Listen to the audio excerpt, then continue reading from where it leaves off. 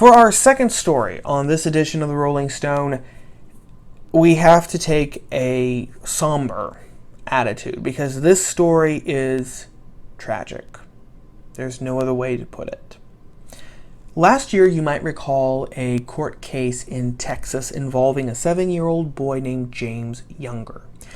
And the whole reason why this story became a national sensation is because his stepmom, Dr. Ann Georgulas, maintained that James was actually a little girl named Luna. She wanted to enroll him in school as Luna, and she wanted to start transgender therapy on him, give him puberty blockers, and then eventually hormones to feed the lie that he was a girl. Now, James's father, Jeff Younger, was adamantly opposed to this. He and Ann Georgulas had divorced, and that's why the issue went to court, because neither one was going to give an inch. It ended with maybe not a grand victory, but it ended with a victory of some sort, because the Dallas judge, Judge Kim Cooks, in October of 2019, ordered that Jeff Younger, the father, and Ann Georgulas, the stepmom, share custody of James Younger, the 7-year-old boy, and his twin brother Jude, in all cases whatsoever, meaning that Georgulas could not start this Frankenstein experiment to turn this little 7-year-old boy into something that was supposed to be a little girl. She couldn't enroll him in school as a girl named Luna. She couldn't start the puberty blockers and the hormone treatment unless the dad, the father, the other half of this equation here, signed off on that as well, which of course he did not want to. That victory, however grand or small it was definitely a victory because a little boy's life had been saved. I'm just going to come out and say it. But now, that victory has essentially been washed away. From LifeSite News, this story was published on August 12th. Yesterday, a Dallas judge took away Jeffrey Younger's say in his son James's medical, psychological, and psychiatric care, giving that power to James's mother, who wants to transition him into a girl. After receiving national attention in October 2019, the bitter parental dispute had ultimately resulted in both parents getting a say in decisions regarding James and his twin Jude. This ruling effectively reverses that.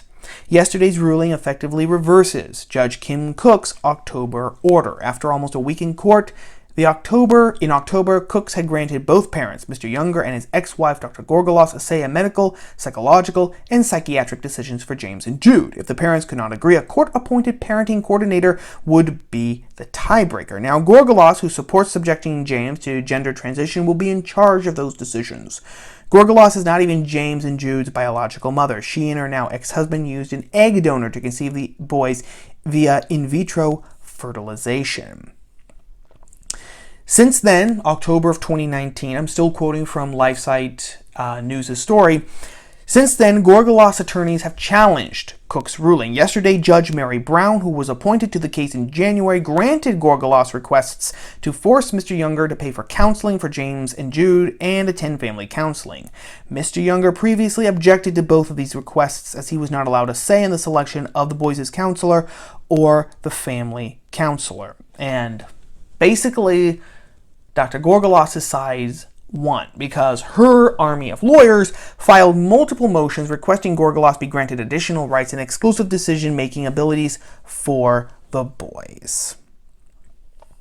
And of course, the Judge Mary Brown's order will also allow Georgulas to enroll James in school as Luna. So, that is what has happened.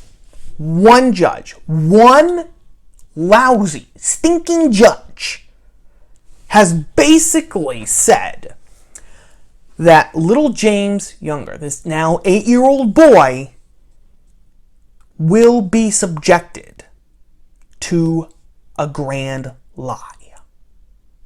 There's no other way to slice or dice this. His stepmom and Georgulas maintains that he is a girl when he is a boy. Why, you might be asking? What evidence is there? Because she says that 3 experts have said that James is transgender, so that should close the books on it, right? And not exactly, because the whole reason why Georgulas says that little James is transgender is actually a girl named Luna is because when he was 3 years old, so 5 years ago now, when he was 3 years old, he expressed interest in one of the princess dolls from Frozen. And when he was asked whether he was a boy or a girl, he responded, girl. At which point Dr. Georgulas actually started putting him in dresses and painting his fingernails. Okay, there's actually video evidence of this. That is the only reason why Georgulas says that James is actually a girl. Because when he was 3 years old, he played with a girl doll from Disney's Frozen and said that he was a girl when he was 3 years old. So what we have now is this self-fulfilling prophecy. A 3-year-old says that he's a girl and likes playing with a girl's doll. The stepmother, then starts dressing him in girls' dresses and painting his fingernails, which is then used as further evidence of why he's actually a girl to begin with. That is the sum total. That is basically the nut of the argument of why he is a girl. Which is, of course, a complete lie.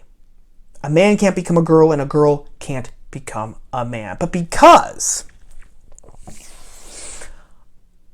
of the ideological faith that his stepmother and this pipsqueak of a judge have, this little boy is not only going to be fed the lie that he is a girl, but now the stepmom and the state are going to warp his body. Puberty blockers, hormone treatments in the future, unless something miraculous happens, and also the social confirmation of the lie, registering him in school as Luna. His body and his mind are going to be warped in order to appease the ideology, the ideological faith of the stepmom and Georgulas and Judge Mary, I've got to look it up again, I'm getting mad now, sorry, Judge Mary Brown have stated. That is what is happening. There is no ifs, ands, or buts about this. So now, what we have is that we have a judge who is supposed to stand for law and order and justice, basically saying that the state can perform Frankenstein acts upon children. And guess what? Half of the duo that actually brought that child into existence has no say in the matter. Now the big question is, now that should be terrifying to every single one of us. That should be terrifying, because this is not going to stay with this case, gang. And you guys know this, because you guys are sharp as paint. You are, as Long John Silver says to Jim Hawkins, you're all sharp as paint. You guys know that this isn't going to stay in Texas. This isn't going to stay in Dallas. This is not even going to be the only case of this. Now that this precedent has been set, now people are going to take greater and greater and greater advantage of it. You know, one half of couples who always wanted a transgender kid because, that actually raises their wokeness amongst their friends, because, now, I'm the mother, or I'm the father, or I'm the step-parent of a transgender kid. I'm part of the struggle now. I'm part of the movement. They're going to use this case to force their decisions, not only on their children, but on their entire families, if, as in this case with Jeff Younger, there is resistance to the idea. And what does that mean? That it's not going to be secluded just to this one case. And by the way, even if it was just secluded to this one case, it would be an atrocity and a monstrosity, because we're talking about an actual little boy. We're talking about an 8-year-old kid who is scared to death of what's going to happen. He knows that he's not a girl because in October last year, when the case first was going through the court, Jeff Younger and witnesses who testified on his behalf said that when James was with his dad, Jeff, he wore boys' clothes. He responded to James. He said, "I'm a boy." He was only putting up with the girl stuff when he was with his stepmom, Georgulas. Whether because he thought that that's what she wanted and he just wanted to make her happy, whether he was afraid of saying no. I mean, who knows? But there was definitely something going on, because if this kid was actually a sufferer of gender dysphoria, it wouldn't depend on with which parent he's in that he says that he's one gender, one sex, I should say, or the other. It wouldn't matter. He would say, "No, I'm a girl," or whatever else he had decided. You know, if he had decided he was a tree, I'm a tree. He would say that wherever he was. But this little boy, that goes away. His autonomy, his life doesn't matter anymore.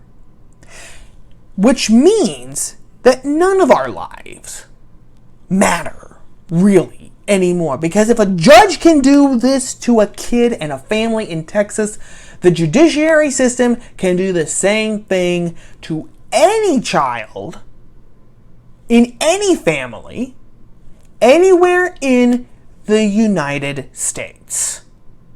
That's the precedent that has been set.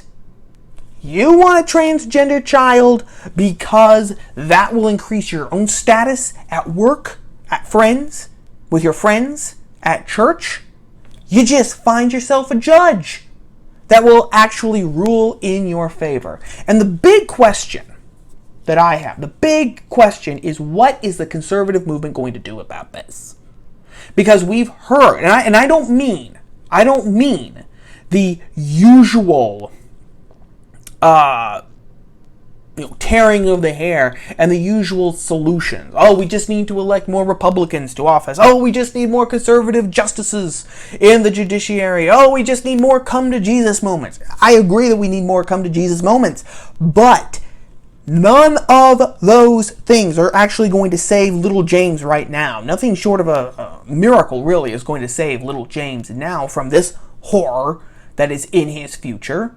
And then electing more Republicans, getting more conservative judges onto the courts, what good has that done us? Seriously, what good has that ever done? Right now, conservatives are supposedly have a majority on the Supreme Court. Has that actually changed anything? No. There have been times, for example, 2004, 2016, where Republicans have controlled the whole kit and caboodle. White House, both houses of Congress, a slight majority on the Supreme Court. Did that change anything? No. The Republican Party controls more state legislatures and more governorships than the Democrat Party. Has that changed anything culture-wise? No. So I don't really want to hear talking heads and pundits say, oh, we just need to elect more of these people. We just need to put more of these people into office and then everything will be fine. No. What are you going to do? It's like what Sean Connery says to Kevin Costner in The Untouchables. How far are you willing to go to get Capone? Well, as far as the law will allow me to go. And then how far are you willing to go to get Capone? That's the question that the conservative movement really has to talk about, because let me just put it clearly, and I've beefed before here, especially on the Rolling Stone, about the modern American conservative movement, but This is really the ticker, okay? The conservative movement didn't stand up to protect the memory of George Washington, the memory of Christopher Columbus, the memory of Abraham Lincoln. It hasn't stood up for the American flag, the national anthem, or anything like that.